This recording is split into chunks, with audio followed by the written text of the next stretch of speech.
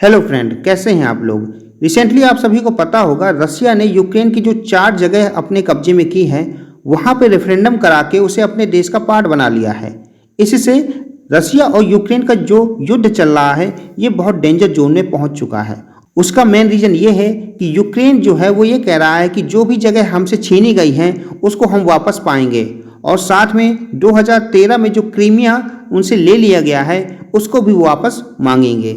तो इसलिए ये जो युद्ध है इस समय बहुत ही क्रिटिकल कंडीशन में पहुंच चुका है। इसके बाद यूक्रेन ने क्या किया, यूक्रेन ने जो क्रीमिया बेच है उसको डिस्ट्रॉय कर दिया।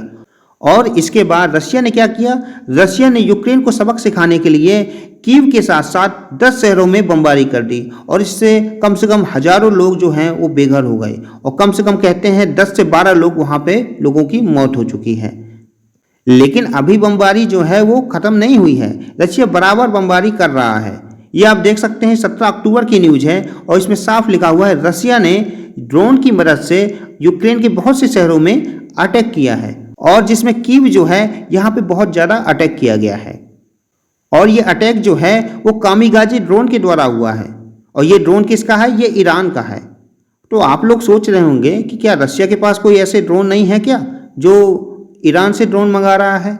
ऐसा नहीं है, जो ईरान के ड्रोन हैं ये बहुत ज़्यादा किफ़ायती हैं, क्योंकि इसको जो है केवल बॉम्बिंग के पर्पस से बनाया गया है। इसलिए ईरान के जो ड्रोन हैं वो इस समय ज़्यादा बेनिफिट कर रहे हैं रशिया को, और रशिया जो है इस युद्ध में बहुत ही तेज़ी से आगे बढ़ रहा है। इसीलिए यूएस ने ईरान को ये बोला है कि आप जो ये ड्रोन रशिया को दे रहे हैं तो ये यूएन का जो सैंक्शन है उनको आप नहीं मान रहे हैं, आप इनको ब्रीच कर रहे हैं।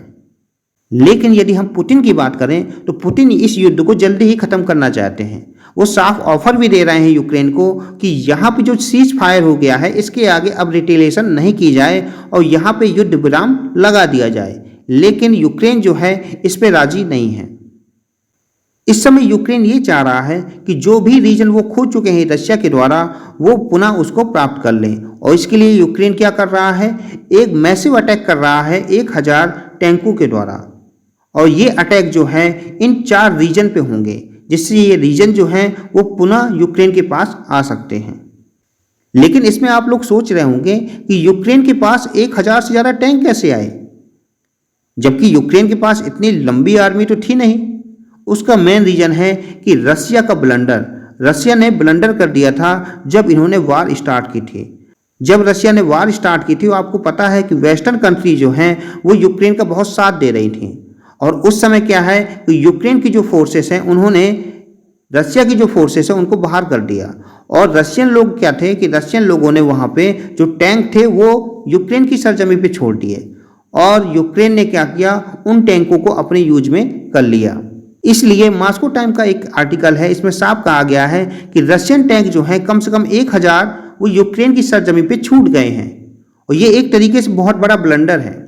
और ऐसा नहीं है कि ये टैंक जो है वो एडवांस नहीं है, ये जो टैंक हैं वो बहुत ही ज़्यादा एडवांस हैं। इसमें आपका T-64, T-72 और T-82 बहुत ही एडवांस तरीके के जो टैंक हैं वो इस समय यूक्रेन को मिल गए हैं। इसलिए यूक्रेन ये चाह रहा है कि ज़्यादा समय ना गंवाते हुए ये जो अटैक है वो इन्हीं टैंकों से इन 4 रीजन में किया जाए। और इसके बाद रशिया ने इसके सोल्यूशन के लिए क्या किया है, रशिया ने 20 किलोमीटर लंबी जो है वो डिफेंस लाइन बना दी है, और इसे ड्रैगन टीथ कहते हैं। आप लोग सोच रहे होंगे कि हमने बहुत सी स्ट्रेटजी के बारे में सुना है, तो ये ड्रैगन टीथ क्या है। तो ये जो टर्मिनोलॉजी है ये जब आई थी जब द्वितीय विश्व युद्ध चालू हुआ था, तो जब जर्मन जो फोर्सेस हैं वो रशिया को अटैक कर रही थी तो रशिया ने क्या किया था, ये ड्रैगन टीथ जो है ये बना दिए थे। इसीलिए रशिया ने इसी ड्रैगन टीथ स्ट्रेटजी के कारण अपने देश को बचा लिया था। किससे, जर्मनी की फोर्सेस से। वैसे ये तरीका तो बहुत पुराना है, लेकिन आज भी ये 100% कारगर है। लेकिन आप लोग सोच रहे होंगे कि रशिया जो था इस समय तो बहुत अग्रेसिव लग रहा है, वो कीव पे बार बार अटैक कर रहा है, तो ये डिफेंसिव पॉलिसी क्यों अपना रहा है। उसका मेन रीजन ये है कि आने वाले टाइम पे क्या है, रशिया के पास जो सोल्जर हैं वो कम पड़ने वाले हैं। तो इसके लिए ये ड्रैगन टीथ जो प्लान है ये बहुत ही ज़्यादा बेनिफिट है रशिया के लिए।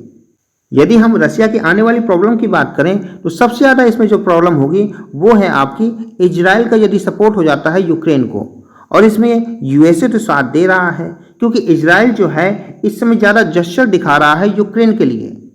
और आप सभी को पता है कि इजराइल जो है वो डिफेंस टेक्निक में बहुत ज़्यादा महारत हासिल की है दुनिया भर में।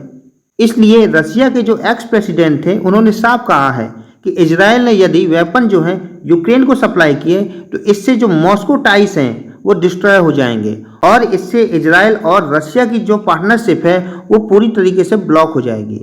तो इससे एक ही बात समझ में आती है कि यूएसए जो है वो ही अकेले हेल्प कर सकता है, क्योंकि यूएसए के पास जो थार डिफेंस सिस्टम है वो यूक्रेन को पकड़ा सकता है। यदि हम रसिया के विजन की बात करें तो रसिया इस समय क्या चाह रहा है, वो ये चाह रहा है कि मुझे कुछ थोड़ा टाइम मिल जाए, क्योंकि मोबिलाइजेशन जो हो रही है वो बहुत स्लो प्रोसेस में हो रही है। और यदि मोबिलाइजेशन पूरी तरीके से हो जाती है तो रसिया की जो आर्मी है वो फिर से मजबूत हो जाएगी और इससे यूक्रेन को बहुत ज़्यादा खतरा हो सकता है आने वाले टाइम पे, और इसमें फुल स्केल वार जो है यूक्रेन के खिलाफ रसिया कर सकता है। और इसमें यूएस भी ज़्यादा सपोर्ट नहीं कर पाएगा और कोई भी यूरोपियन देश जो है वो यूक्रेन का सपोर्ट नहीं कर सकते हैं। और यदि हम इसमें इंडिया की बात करें तो इसमें इंडिया के लिए बहुत बुरी कंडीशन है, क्योंकि ये वार जितनी लंबी चलती जाएगी इंडिया के लिए इससे बहुत ज़्यादा नुकसान होगा, क्योंकि दोनों कंट्री जो हैं वो हमारे लिए बहुत इंपॉर्टेंट हैं और इससे इंडिया की जो इकोनॉमी है वो बहुत तेज़ी से नीचे गिर रही है। इसलिए इंडिया ये चाह रहा है कि ये वार जो है जल्दी से ख़त्म हो और इंटरनेशनल ट्रेड जो है वो फिर से चालू हो सके, क्योंकि इस समय आप जानते हैं कि दुनिया में जो वीट की कंडीशन चल रही है वो बहुत दयनीय है, क्योंकि जो अफ्रीकन देश हैं वहाँ पे वीट की समस्या बहुत ज़्यादा फैली हुई है। वीट के सबसे ज़्यादा जो एक्सपोर्टर हैं वो यूक्रेन और रशिया दोनों हैं, और जब दोनों जगह युद्ध चल रहा है, इसीलिए यदि ये युद्ध अभी और चलेगा तो इससे पूरी दुनिया सफ़र करेगी। आई होप आपको ये वीडियो पसंद आया होगा। प्लीज़ इस वीडियो को लाइक करें, सब्सक्राइब करें, शेयर करें और हमेशा अपना ध्यान दें और खुश रहें। धन्यवाद।